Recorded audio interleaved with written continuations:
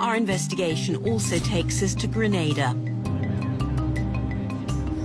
Prime Minister Keith Mitchell has been in power for most of the last 25 years.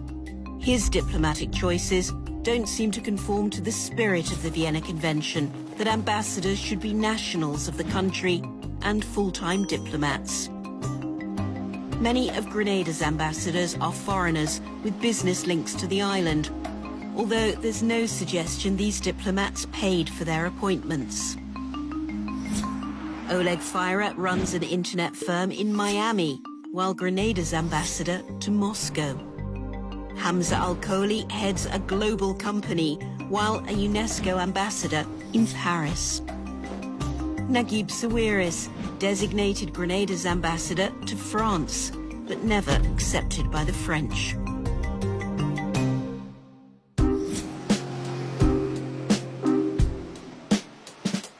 Sawiris is one of Egypt's richest men. He owns the luxury Silver Sands on Grenada's premier beach. He's now building phase 2 further along the bay. Locals fear expansion into the adjoining Camahone Park, the last strip of public land leading to the sea. Young children love to come play in the sand. The park is our access way to the beach. Camahone Park is a part of me. It's a part of my life, my childhood life. And really, it's one of our national assets, and we deserve to have this park. We can have a situation that's happened in many countries where all the lovely sites were taken up with commercial development. The residents have become second-class citizens, and there is nowhere for them to really enjoy anymore.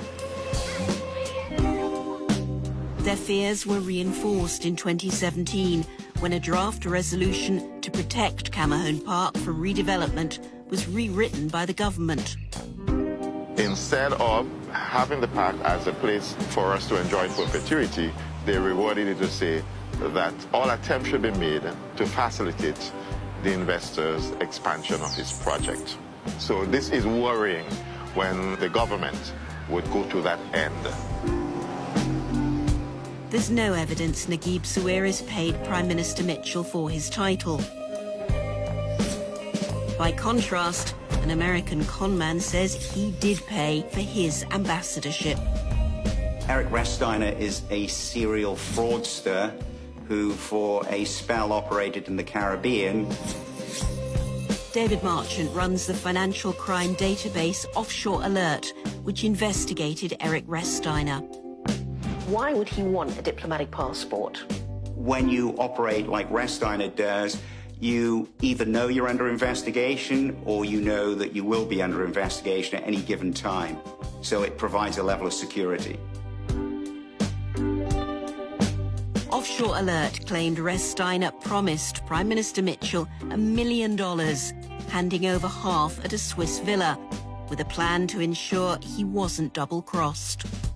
His former head of security told me that he secretly recorded video and audio, Resteiner giving a briefcase with $500,000 of cash in $100 bills to Keith Mitchell.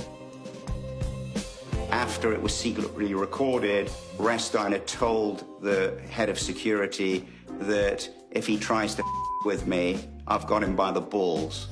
And the head of security then put all of this down into some form of legal document, is that right? He swore an affidavit, and I was given a copy of that. The Americans jailed Resteiner for fraud in 2006 and confiscated the tape without making it public.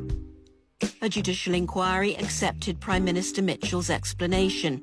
He did receive cash, but only $15,000 for travel expenses. Keith Mitchell just wants to enrich himself at the expense of the people who voted him into power, and it's disgusting. It's disgraceful. You know what $1 million US can do in an election? That alone could finance a whole election. George Warm publishes the New Today paper in Grenada.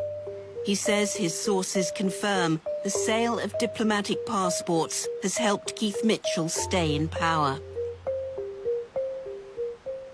There is a gentleman, he was a government agent. He was like the middleman in establishing the communication between these individuals and the government. And he was telling me the kind of prices that these diplomatic passports and other official positions. But when you're talking about the diplomatic passports, it was going for 1 million EC. And if $1 million was paid, where did that money go? Into personal pocket.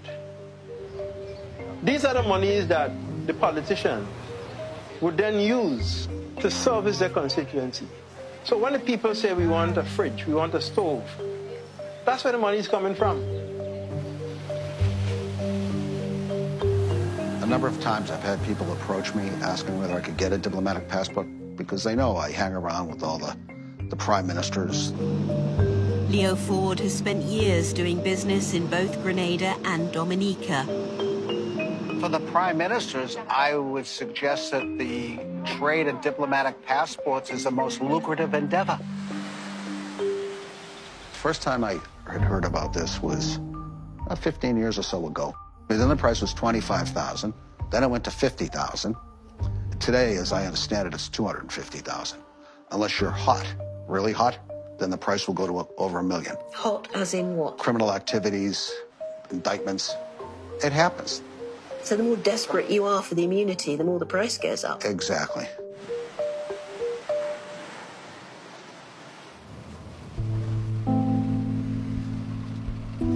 All right, you see the sign? Yeah. The sign was for a project in Grenada also linked to an ambassador role. Yep. So GSA was the project, and then Across, they were the people who were bringing the money in. Yeah. What would have been here and what is here now is totally different. The site was meant to be an organic shrimp farm, a government-approved project for foreigners to invest in and gain citizenship. They spoke about a lot of jobs, you know, for this area. All in all, I feel like a real disaster for the country. You know, that didn't go on. Carl David was working for the man who initiated the project, Leo Ford. So we would have employed 100 folks in the area that had the highest unemployment rate on the island. So there had to be something going on the island where they needed a big rah-rah for the election, because the election was coming up. Plans for the shrimp farm were announced by Grenada's Prime Minister. I'd like to invite to the podium the Prime Minister of Grenada, Dr. the Right Honorable Keith Mitchell. I'm so proud of what we've seen here this afternoon, and look forward to it, to see this project take off in every sense. The PM, as we were walking out of that, I said, I'll build it, but I'm going to need your help for the approval process. And that's when the Prime Minister said, well, the election's coming up. We take campaign contributions, talk to my ministers. How did you interpret that comment? That means they wanted a lot of money to make everything go ahead quickly. Soren Daoudi, a Swedish national, was the partner who raised the project funding. Both Leo Ford and a colleague say Daoudi told them he was offered an ambassador role. Soren was talking with his attorney, and his attorney, who's very well connected with one of the ministers, convinced him that he could become an ambassador for the UAE from Grenada. How did he seem to feel about this? He was like a little kid in a candy store. He went out and bought himself a pair of $800 or $900 shoes. In the ground opening, it had rained and it was muddy, and he's traipsing through in these beautiful, fancy shoes. A year later, Keith Mitchell won his 5th term in power, but neither the ambassadorship or the shrimp farm ever materialized. Soren Daoudi denied he'd been offered an ambassadorship and called it a vendetta by Leo Ford. He also denied the money raised was missing. That's now the subject of an investigation by the Grenada government. Keith Mitchell said all the allegations about him were false and came from political activists wanting to tarnish his name and hurt Grenada.